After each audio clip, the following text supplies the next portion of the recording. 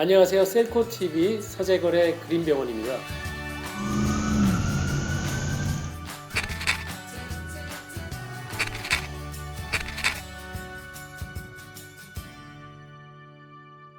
여러분들이 많이 아시는 오늘 주제는 암에 대해서 얘기하려고 합니다. 하지만 밝게 하려고 합니다. 예.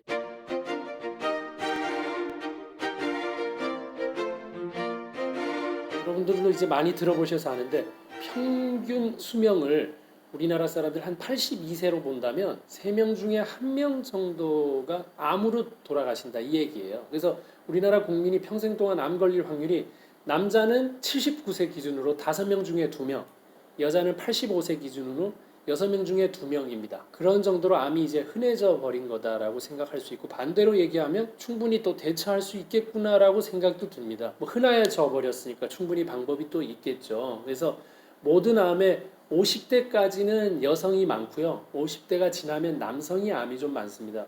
그 이유는 50대 전까지는 여성들이 유방암, 갑상선 암이 워낙 많기 때문에 아무래도 그쪽이 많다라고 이해를 하시면 되겠습니다. 2015년 기준으로 우리나라 암을 남자, 여자별로 제가 한번 정리해서 설명을 드리면서 그림을 좀 그리면서 설명드리려고 합니다. 횡격막이 있고요. 여기 폐가 이렇게 있죠.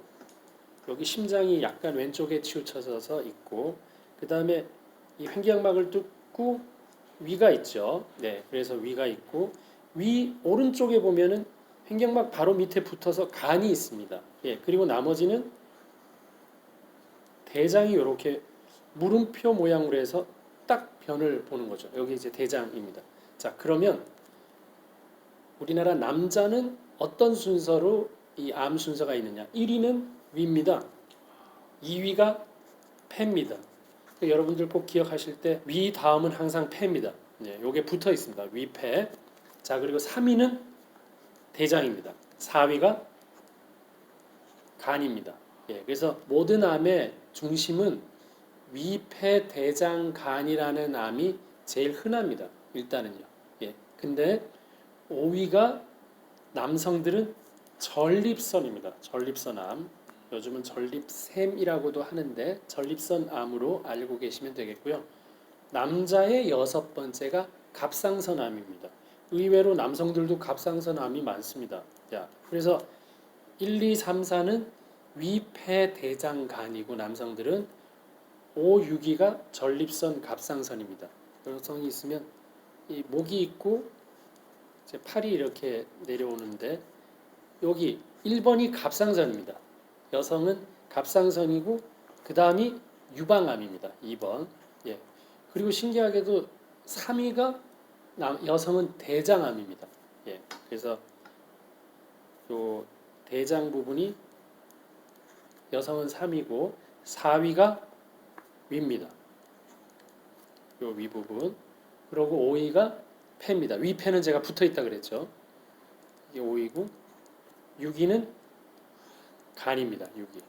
예, 그래서 남성들은 이 위폐나 대장, 간을 1, 2, 3, 4 등으로 하고 밑에 전립선, 갑상선이 있는 반면에 여성들은 갑상선 유방이 먼저고 나머지가 대장, 위폐, 간 이렇게 되어 있다. 그래서 여성들은 위에 있는 순서대로 갑상선 유방 이쪽이 1, 2위로 높고 남성은 아래쪽에 있는 전립선이 5등이고 그 다음에 6위가 갑상선이 되겠습니다. 그래서 남녀 차이는 이렇게 있다는 거. 그리고 여성들은 의외로 갑상선 유방암은 많이 들어보셨겠지만 그 다음 순위가 대장암이라는 걸 꼭 기억하셔야 됩니다. 그래서 남성들이 대장암 발병률이 높고 막 이렇게 생각도 하시지만 여성들이 폐경 이후가 된다면 대장암 내시경이나 검사를 충분히 잘 해보셔야 된다는 것도 꼭 기억을 하시는 게 좋겠습니다. 조사했던 걸 한번 찾아봤더니 남녀 모두 2011년 이후로는 암이 다 감소 추세에 있어요. 우리나라가. 암이 다 감소 추세에 있어요. 우리나라가.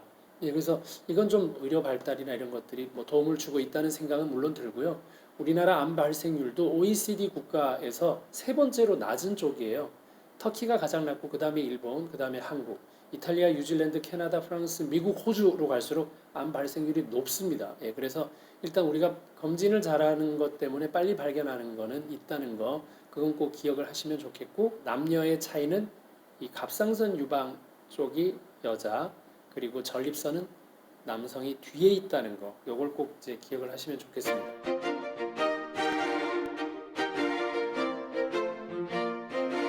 유방암하고 전립선암을 제가 여기를 하려고 그러는데, 유방암은 20대부터 생길 수가 있습니다. 유방은 언제 발달을 하냐 하면은 임신이 가능해서 수유를 할 준비를 한다면 유방이 꼭 발달을 해야 되겠죠. 그러면 그때부터 암이 생길 수 있다라는 뜻입니다. 근데 반면에 전립선암은 유전 소인이 굉장히 큽니다. 40%는 유전 소인이 있는 환자에서 발생을 하고, 여성들 기관들 자세히 보시면 유방이나 자궁이나 난소는 갱년기 이후가 되면 줄어듭니다. 크기가. 근데 남자는 나이가 들면서 커지는 게 있습니다. 전립선입니다. 그래서 전립선 비대도 있잖아요. 그래서 40대부터 시작해서 전립선 암이 생길 수 있고, 50대가 되면 이제 피크가 돼서 점점 증가하게 되어 있습니다. 유방암과 전립선암의 공통적인 특징은 적정 체중을 유지하고 채소 과일을 충분히 먹어라 하는 이 두 가지가 굉장히 크고, 술을 끊어야 된다는 거 굉장히 큽니다. 요 세 가지를 꼭 기억하시면 좋겠고, 남성들은 전립선암이 걱정이 되신다면 50세가 적어도 넘었다면 PSA라는 검사가 있습니다. 전립선 특이 항원 검사인데, 이 수치를 보면서 평가를 하시면 되기 때문에 기본적으로 건강검진상에서도 나타날 수 있으니까 PSA 수치를 우선 확인해 보셔서 높으면 정밀검사나 추적관찰 같은 것들을 하시면 되니까 그건 꼭 기억하시면 좋겠습니다. 여성들한테는 아무래도 유방암, 남성들한테는 위폐, 대장, 간을 제외하면 전립선암이 대세니까 유방암과 전립선암을 위한 운동이 없을까 고민을 했는데, 제가 한번 그림으로 이 운동을 설명드려 보겠습니다. 팔이 있고 이렇게 다리가 있는데요.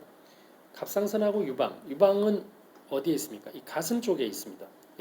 그러면은 유방에 도움을 줄 수 있는 운동하는 장소는 팔 운동이 도움이 됩니다.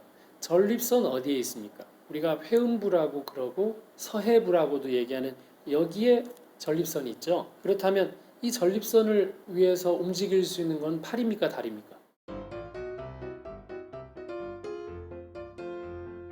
다리입니다.